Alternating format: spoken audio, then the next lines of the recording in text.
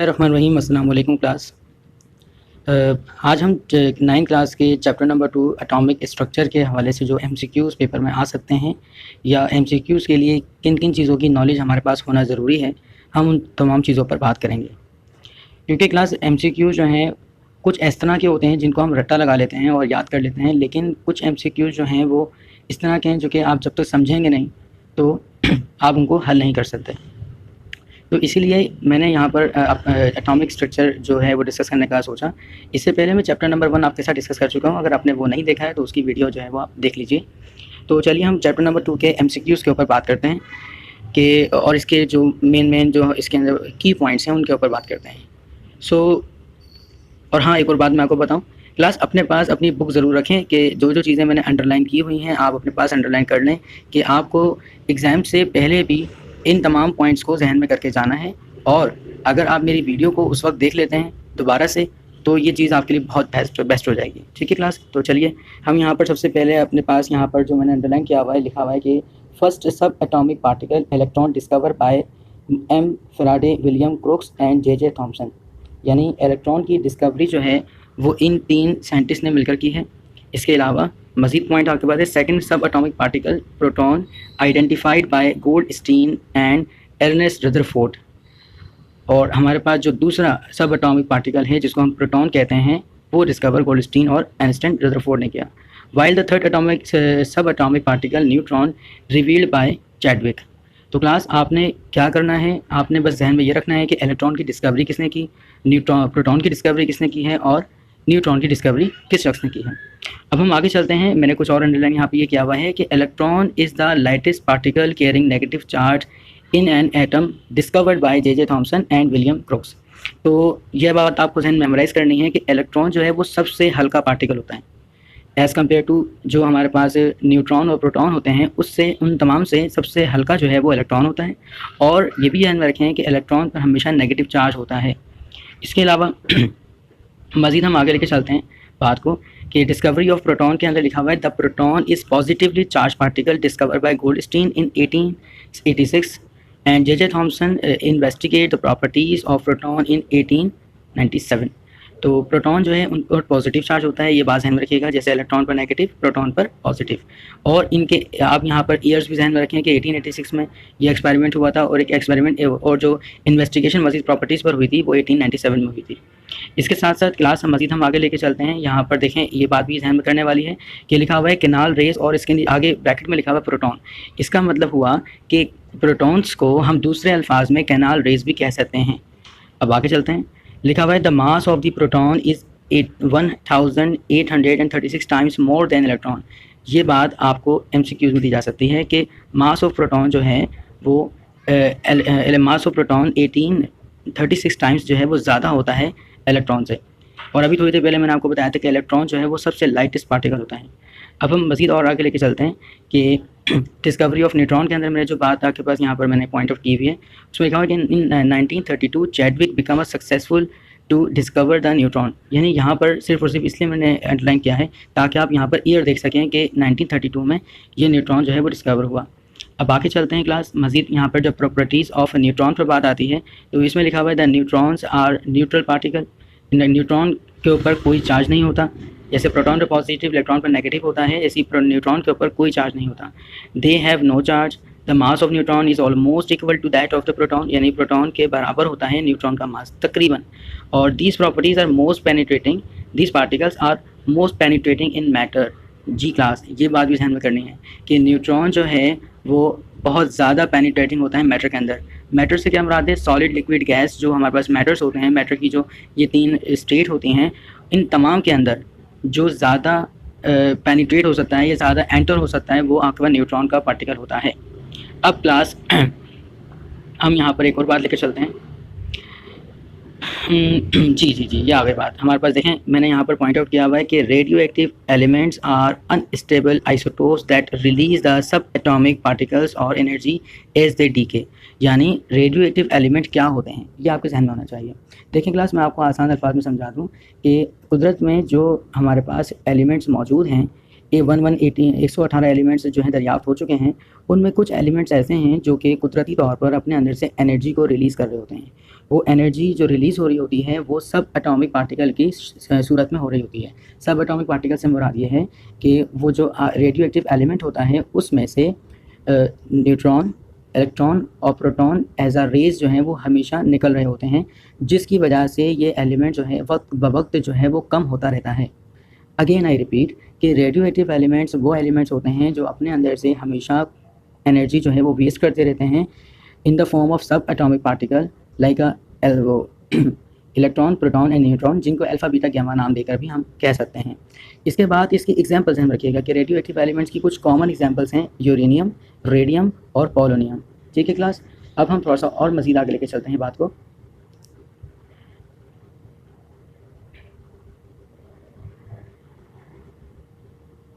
तो मैंने यहाँ पर आपके पास अंडरलाइन करके कुछ पॉइंट्स इसलिए रखे हुए हैं ताकि ये है कि हम उन्हीं चीज़ों को हाईलाइट पढ़ के जाएँ जो कि ज़्यादा इंपॉर्टेंट होती हैं। क्योंकि पूरे चैप्टर्स पढ़ लेना, पता नहीं कितनी चीज़ें आपके जहन में रहें कितनी ना रहें, लेकिन आपके पास जो अंडरलाइन मैंने की हैं कम से कम ये चीज़ें भी आपके जहन में रहेंगी तो आप बहुत अच्छा परफॉर्म कर पाएंगे। क्योंकि क्लास 40% MCQs आ रहे हैं, ये कोई कम नंबर नहीं होते। तो चलिए हम मज़ीद और आगे बढ़ते हैं। यहाँ पर सबसे पहले हम कॉन्सेप्ट ऑफ शेल के अंदर मैंने यहाँ पर क्या चीज़ पॉइंट आउट की है इसको पढ़ लेते हैं। The energy levels or shell or orbit are all possible paths of which the electrons are revolving around nucleus, which shows by n. And these shells are named as K, L, M, N, O, P with the quantum number of n is equal to 1, 2, 3, 4, 5, 6 and respectively. And these shells have definite amount of energy. तो class ये बात समझिए कि देखें थोड़ी देर पहले भी हमने बात की थी कि वो सब एटॉमिक पार्टिकल्स जो कि हमारे पास होते हैं, एक होता है इलेक्ट्रॉन, एक होता है न्यूट्रॉन, एक होता है प्रोटॉन। ये तीनों के तीनों पार्टिकल्स एक एटम के होते हैं जो कि यहाँ देखिए एक यहाँ फिगर बना के समझाया गया है कि जो सेंटर में होता है वो सेंटर में होता है आपके पास प्रोटॉन पॉजिटिव, और इसी के अंदर मौजूद होता है न्यूक्लियस के अंदर ही न्यूट्रॉन, और इन दोनों को मिलाकर हम बोलते हैं न्यूक्लॉन। देखिए क्लास ध्यान रखिएगा, जो भी सेंटर में जो आपके पास न्यूक्लियस है उसके अंदर प्रोटॉन और न्यूट्रॉन मौजूद होते हैं जिनको हम मिलाकर बोलते हैं न्यूक्लियॉन। और इसके अराउंड आप ये गोल गोल दायरे देख रहे होंगे ना, तो ये जो गोल गोल दायरे हैं इन दायरों के अंदर इलेक्ट्रॉन्स रिवॉल्व हो रहे होते हैं। अच्छा, मज़ीद एक और बात ये बताऊँ मैं आपको, पहले दायरे को 1, दूसरे को 2, तीसरे को 3 और चौथे को 4 का नाम दिया गया है। और यहाँ पर आप देख रहे होंगे कि आपके पास यहाँ पर पहले शेल को K का नाम देंगे, फिर L देंगे, फिर M देंगे या N देंगे। इस तरह से ये शेल्स जो हैं आपके पास क्या होते हैं, एक एक करके ये बढ़ते रहते हैं। ये जो शेल्स आपके पास बने हुए हैं इनको हम एनर्जी लेवल्स कहते हैं, energy levels. So that last हमने कुल सम अप अगर अपनी बात को करें तो हमने यहाँ पर ये बात समझी कि जो न्यूक्लियस होता है, जो सेंट्रल जो पॉइंट होता है, यहाँ पर दो चीज़ें मौजूद होती हैं, न्यूट्रॉन और प्रोटॉन। इसके जो दायरे बने हुए हैं इसके अंदर इलेक्ट्रॉन रिवॉल्व हो रहे होते हैं जिनके ऊपर नेगेटिव चार्ज होता है। ये जो दायरे हैं इनको हम K, L, M, N का नाम देते हैं। और यहाँ पर ये तमाम ही बात लिखी हुई है, मैं एक दफ़ा रीड कर लेता हूँ। द एनर्जी लेवल और शेल और orbit are all possible path on which electrons are revolving around nucleus. ये वो तमाम पॉसिबल पाथ्स हैं कि जिसमें एक न्यूक्लियस जिसमें एक इलेक्ट्रॉन जो है वो रिवॉल्व हो रहे होते हैं और इसको स्मॉल n से जाहिर करते हैं। And which these shells are name as K, L, M, N, O, P और इनके क्वांटम नंबर जो हैं वो 1, 2, 3, 4, 5, 6 होते हैं। और these shells have definite amount of energy और हर शेल की अपनी एक ख़ास एनर्जी होती है। तो ये कॉन्सेप्ट ऑफ शेल के लिए ये बात बहुत थी हमारे लिए। अब आप थोड़ा सा और आगे चलें, यहाँ लिखा हुआ भी है first energy level is K shell has a less energy. L shell जो है जो सेकंड पर होता है वो मोर देन K होता है, यानी K से ज़्यादा एनर्जी रखता है। इसी तरह जो M शेल है वो K और L से ज़्यादा एनर्जी रखता है। इसी तरह से हम आगे बढ़ते जाएंगे कि N शेल जो है पीछे आने वाले तीनों शेल से ज़्यादा एनर्जी रखता है। ऐसे ही आपके पास O के लिए भी लिखा हुआ है, तो आप खुद भी इनको रीड कर सकते हैं। अब मज़ीद क्लास आगे लेके चलते हैं बात को। जी बहुत इंटरेस्टिंग बात आ गई है। यहाँ पर हमने ऊपर अभी पढ़ा कि कॉन्सेप्ट ऑफ शेल क्या होता है, यानी K, L, M और N ये हमारे पास क्या होते हैं, और मज़ीद आगे लिख सकते हैं हम लोग, ये तमाम शेल्स होते हैं। अब हम कॉन्सेप्ट लेते हैं सब शेल का। सब शेल का मतलब होता है कि ये जो K, L, M, N है इनको मज़ीद ब्रेक किया जाता है S, P, D और F के अंदर। ठीक है क्लास, जैसे जो शेल थे वो K, L, M, N थे, ऐसे ही सब शेल जो हैं वो S, P, D, F होते हैं, यानी वो उन्हीं तमाम शेल्स को मज़ीद ब्रेक करने को हम यहाँ पर सब शेल कहते हैं। अब यहाँ पर ये बात पढ़ लेते हैं जो बहुत इंपॉर्टेंट है। यहाँ पर देखिएगा कि value of shell and sub shell. अगर n की वैल्यू 1 होगी तो इसका मतलब शेल K होता है और सब शेल यहाँ पर S होता है। अगर के की वैल्यू एल की वैल्यू एन की वैल्यू 2 होती है तो उसको एल शेल कहते हैं और इसके अंदर एस और पी दोनों शामिल होते हैं। एम के अंदर एस पी डी शामिल होता है और एन के अंदर एस पी डी एफ शामिल होता है। मैं यहाँ पर आपको ये बात क्लियर करके और समझा देता हूँ। ये एग्ज़ाम में इस तरह पूछी जाती है कि एल शेल हैव डैश सब शेल्स, ये एक एल शेल के अंदर कितने सब शेल होते हैं, तो आप यहाँ पर इजीली जवाब दे सकते हैं कि इसके अंदर 2 सब शेल होते हैं। अगर कोई आपसे पूछता है कि एम शेल के अंदर कितने सब शेल होते हैं, तो आप इसको आसानी से जवाब दे सकते हैं कि इसके अंदर 3 सब शेल होते हैं। और अगर आपसे कोई मज़ीद पूछे कि कौन कौन से होते हैं, तो आप नाम बता दें, एस पी डी और एफ होते हैं। ओके क्लास, तो सब शेल के हवाले से हमने यहाँ पर यह समझा कि जो शेल का शेल के जो मज़ीद हम ब्रेक करें तो एस पी डी एफ में ब्रेक होते हैं, और ये टेबल जो है वो आपको बहुत ज़्यादा हेल्प करेगा MCQs के अंदर। अब हम थोड़ा सा और आगे लेके चलते हैं बात को। Electronic configuration of the first 18 element वाली जो हमारी हेडिंग है, इसके अंदर एक डेफिनेशन लिखी हुई है जिसको हमें बहुत ध्यान से पढ़ना है। The distribution of electrons, the distribution of electrons among the different orbit shell or a subshell according to the sum rule is known as the electronic configuration of an atom। यह डेफिनेशन जो लिखी हुई है, यह electronic configuration की definition लिखी हुई है, जिसमें हमें यह बताया जा रहा है कि अगर हम इलेक्ट्रॉन्स को इनके शेल्स में या इनके सब शेल में एंटर करते हैं किसी एक ख़ास रूल के तहत, तो इसको इलेक्ट्रॉनिक कॉन्फ़िगरेशन कहते हैं। और सिंपली ये बात ध्यान में की जा सकती है कि electronic configuration is a distribution of electron, electron की डिस्ट्रीब्यूशन का नाम है ये। अब आगे लेके चलते हैं बात को। देखिए एक और पॉइंट यहाँ पर आ जाता है, the maximum number of electrons that can be accumulated in a shell is presented by the formula 2n²। Class, ये फार्मूला भी आपसे पूछा जा सकता है कि ये जो के शेल है इसके अंदर कितने इलेक्ट्रॉन्स आ सकते हैं, तो इसका फार्मूला क्या होगा। ओके, ये शेल के लिए जो फार्मूला होता है वो क्या होता है, वो 2n² होता है। किस तरह से, हम इसको आगे पढ़ते हैं। लिखा हुआ है the distribution of a electron in different orbits are as follow, यानी ये जो शेल के होता है इसमें कितने इलेक्ट्रॉन्स आ सकते हैं, एल शेल में कितने इलेक्ट्रॉन्स आ सकते हैं, एम में कितने आ सकते हैं और एन में कितने आ सकते हैं। और मुझे ये पता है कि आपको ये सब बातें याद होंगी कि के अंदर 2 होते हैं, एल के अंदर 8 आते हैं, एम के अंदर 18 और एन के अंदर 32 आते हैं। तो ये बात मेमोराइज़ करना बहुत ज़बरदस्त है, कर लें आप। लेकिन क्लास यहाँ पर ये भी तो देख लें कि ये चीज़ें 2, 8, 18 और 32 आता कैसे है। तो क्लास यहाँ पर इसका कैलकुलेशन करके दिखाई हुई है कि n = 1, यानी के शेल का मतलब n = 1, और फार्मूले में पुट करके 2n² के फार्मूले में पुट करके वो वैल्यू फाइंड आउट की हुई है।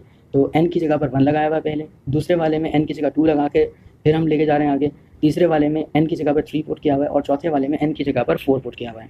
ठीक है क्लास, अब हम मज़ीद आगे चलते हैं। जैसे के एल एम एन के अंदर आपको पता है कि 2, 8, 18 और 32 इलेक्ट्रॉन्स आ सकते हैं, ऐसे ही आपको ये बात भी याद होना चाहिए कि सब शेल के अंदर कितने इलेक्ट्रॉन्स आ सकते हैं। आइए पढ़ते हैं। The distribution of a maximum electrons in a sub shell is as follows, यानी 2 electrons in a s sub shell, s के अंदर 2 electrons, 6 electrons in p, 10 electrons in d, 14 electrons in F.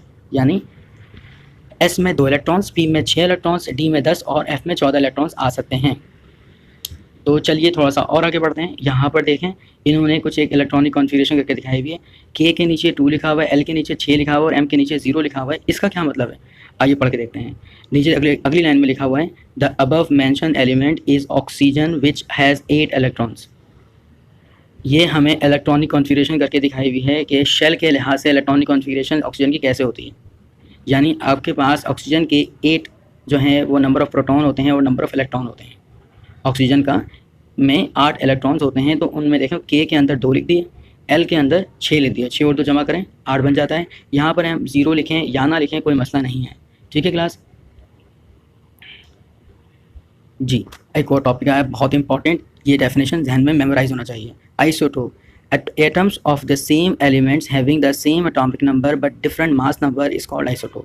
ऐसे तमाम एलिमेंट जिनका atomic number same होता है, atomic number same होता है बट मास नंबर उनका डिफरेंट होता है, उसको हम बोलते हैं आइसोटोप। ये जो मास नंबर लिखा हुआ है ना क्लास, इसको हम न्यूक्लियॉन्स भी बोल सकते हैं कि मास नंबर या न्यूक्लियॉन नंबर जो है वो इनका सेम होता है आइसोटोप्स का।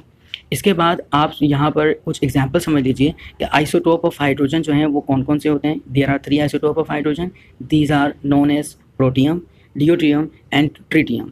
ओके, मज़ीद आप यहाँ पर देखें आइसोटोप ऑफ यूरेनियम के अंदर सारी बात ध्यान रखने की ज़रूरत नहीं, सिर्फ एंड का पॉइंट मैंने यहाँ मार्क किया है। The uranium is found 99% in nature, कि नेचर में 99% नेचर में पाया जाता है।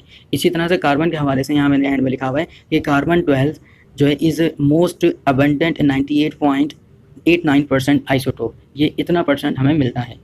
और इसके अलावा जो आइसोटोप ऑफ क्लोरीन है उसके लिए भी मैंने यहाँ परसेंटेज बता दी है कि क्लोरीन जो 35 रखता है number is 75% and chlorine 37 is 25% abundant in a nature, यानी हमारी जो कुदरत है उसके अंदर जो क्लोरीन 35 है वो 75% है और क्लोरीन 37 25% है। ठीक है, ये परसेंटेजेस को ध्यान में रखिएगा क्लास। ठीक है, परसेंटेजेस आपसे पूछी जा सकती हैं एग्जाम में। अब हम थोड़ा सा और आगे मूव करते हैं। देखें एक टेबल बना हुआ है एप्लीकेशन ऑफ आइसोटोप्स। यहाँ पर बेशुमार आपको आइसोटोप्स दिए गए हैं। ठीक है, फास्फोरस और स्ट्रोंशियम, कोबाल्ट और आयोडीन आइसोटोप बहुत सारे दिए हुए हैं, लेकिन क्लास सबको ध्यान में करने की क्या ज़रूरत है, हम तो एमसीक्यूज़ के हवाले से बात कर रहे हैं ना। तो देखो मैंने यहाँ पर सिर्फ 2 को अंडरलाइन किया हुआ है, ये बहुत इंपॉर्टेंट आपके पास हैं जो हमारे पास किताब में बार बार डिस्कस हुए हैं। यूरेनियम 235 जो कि पावर जनरेशन के लिए इस्तेमाल होता है और ये conversion of water energy from the steam to generate the electricity, ये इलेक्ट्रिसिटी को जनरेट करने के लिए ज़्यादातर इस्तेमाल होता है, यहाँ पर हमें पॉइंट बताया गया। इसके साथ साथ जो कार्बन 14 है वो आर्कियोलॉजी और एंड जियोलॉजी के अंदर इस्तेमाल होता है, इन फील्ड्स में इस्तेमाल होता है, use to estimate the age of the fossils. और ये कार्बन 14 जो है फॉसिल्स की एज मालूम करने के लिए इस्तेमाल होता है। फॉसिल्स जो हैं आपके पास वो तमाम के तमाम जानदार होते हैं जो सालों से ज़मीन के अंदर दबे हुए होते हैं और उनकी उम्र कितनी है ज़मीन में, या कितने सालों से ज़मीन के अंदर हैं, वो मालूम करने के लिए, उनकी एज पता करने के लिए ये C14 इस्तेमाल किया जाता है। सो दैट क्लास यहाँ समरी आ जाती है। समरी आपको ज़्यादा पूरी पढ़ने की ज़रूरत नहीं है, मैंने कुछ यहाँ पॉइंट हाईलाइट कर दिए हैं। जैसे Lord Rutherford in 1911 carried out the series of experiments and an atom contain the nucleus at the centre and electrons revolve around the nucleus. यानी जो रदरफोर्ड हैं उन्होंने जो एक्सपेरिमेंट किया उसके तहत ये बात उन्होंने बताई कि जो एटम होता है उसमें एक न्यूक्लियस मौजूद होता है सेंटर में और इलेक्ट्रॉन जो हैं वो इसके साइडों पर रिवॉल्व हो रहे होते हैं। ये इन्होंने एक पॉइंट पेश किया। इसके बाद जो 1913 में नील बोहर ने जो पॉइंट पेश किया उसको मैंने यहाँ बता दिया कि he explain the line spectrum of hydrogen atom based on the quantum theory, यानी इनका काम ये था कि इन्होंने hydrogen spectrum of hydrogen atom जो है वो बनाया क्वांटम थ्योरी। सो क्लास जल्दी अब हम इन पे मल्टीपल चॉइस क्वेश्चंस को देख लेते हैं जो बुक में दिए गए हैं, और होप्स हो कि जो हमने एक्सरसाइज ऊपर जो हमने चैप्टर को पॉइंट को हाईलाइट किया है उससे इन एमसीक्यूज़ को करने में हेल्प मिलेगी, और इनके अलावा भी अगर कुछ आ जाता है तो आप आराम से कर पाएंगे। आइए शुरू करते हैं। नंबर 1 में लिखा हुआ है in an atom number of proton and neutron are added to obtain. अगर प्रोटॉन और न्यूट्रॉन को जमा कर लिया जाए तो क्या बनता है, तो इन दोनों को जमा करने पर न्यूक्लियॉन्स बनते हैं। इन proton if the proton number is 19, अगर प्रोटॉन 19 है तो इलेक्ट्रॉनिक कॉन्फ़िगरेशन विल बी, तो इलेक्ट्रॉनिक कॉन्फ़िगरेशन कैसे होगी, तो यहाँ पर बहुत सारी कॉन्फ़िगरेशन बना कर दिखाई हुई है। तो इसमें ए ऑप्शन बिल्कुल ठीक है कि पहले शेल में 2, दूसरे में 8 और तीसरे में 9 इलेक्ट्रॉन्स एंटर होंगे। इसी तरह से क्लास यहाँ पर देखें एक और तीसरे नंबर पर दिया हुआ है the nucleon number of potassium is 39 and the number of neutron will be. तो आपको मैंने जो है पिछले लेक्चर में एक फॉर्मूला बताया था A=Z+N, जिसमें A का मतलब होता है मास नंबर या न्यूक्लियॉन नंबर, और यहाँ पर Z का मतलब होता है प्रोटॉन और N का मतलब होता है न्यूट्रॉन। सो क्लास उसी के ऊपर ही बेस पर एक सवाल यहाँ पर दिया। तो क्लास मैं आपको ये बता रहा था इसमें कि देखें जो पोटेशियम होता है, इन्होंने हमें सवाल के अंदर जो है क्वेश्चन नंबर 3 की बात कर रहा हूँ मैं कि 39 तो बताया हुआ है, हमें यहाँ पर ये भी पता होना चाहिए कि इसके अंदर नंबर ऑफ़ प्रोटॉन कितने होते हैं। तो इसके अंदर नंबर ऑफ़ प्रोटॉन 19 होते हैं। अगर हम 39 को 19 से माइनस कर दें तो आपके पास 20 आंसर आता है। ठीक है, न्यूट्रॉन को निकालने के लिए हमें A=Z+N का फॉर्मूला इस्तेमाल करना होता है और उसके तहत हमारे पास आंसर 20 आ रहा है। The isotope of C12 is present in abundance of 98.8%, इसका सही जवाब है। Electronic configuration is a distribution of electronic configuration जो है वो इलेक्ट्रॉन की डिस्ट्रीब्यूशन को कहते हैं। Which one of the following is most penetrating, इन चारों में से कौन सा ज़्यादा पेनिट्रेटिंग होता है। हमने न्यूट्रॉन के बारे में पढ़ा था कि ये न्यूट्रॉन बहुत ज़्यादा पेनिट्रेटिंग होता है मैटर्स में। इसके बाद हाउ मेनी शेल्स इन सब शेल इन एल शेल, तो ये पूछ रहे हैं कि एल शेल के अंदर कितने सब शेल होते हैं, तो इसके अंदर 2 होते हैं, यानी एक एस होता है और दूसरा पी होता है, ये भी हमने टेबल में देखा था। अब de Broglie extend the wave particle duality two electron in, ये हमें याद होना चाहिए कि इसका सन क्या है, 1923 है। Name the material of screen which used in Rutherford atomic model। Rutherford atomic model में इस्तेमाल होने वाली वो जो स्क्रीन थी वो किस चीज़ से बनी हुई थी, वो जिंक सल्फाइड से बनी थी, ये बात याद करने वाली है। इसके बाद क्वेश्चन नंबर 10 में which ray are use to sterilization of the medical instrument, यानी वो कौन सी रेज़ हैं जो कि स्टेरिलाइजेशन के लिए इस्तेमाल होती हैं। स्टेरिलाइजेशन का मतलब होता है उनको साफ़ करना, मेडिकल इंस्ट्रूमेंट्स को, ठीक है, जरासीम से पाक करना। तो इसके लिए हम गैमा रेज़ का इस्तेमाल करते हैं, ये भी मेमोराइज़ करने वाली बात है। सो क्लास अब तक के लिए इतना ही, इंशाल्लाह नेक्स्ट चैप्टर में फिर मुलाकात होती है। अल्लाह हाफिज़, अल्लाह निगहबान।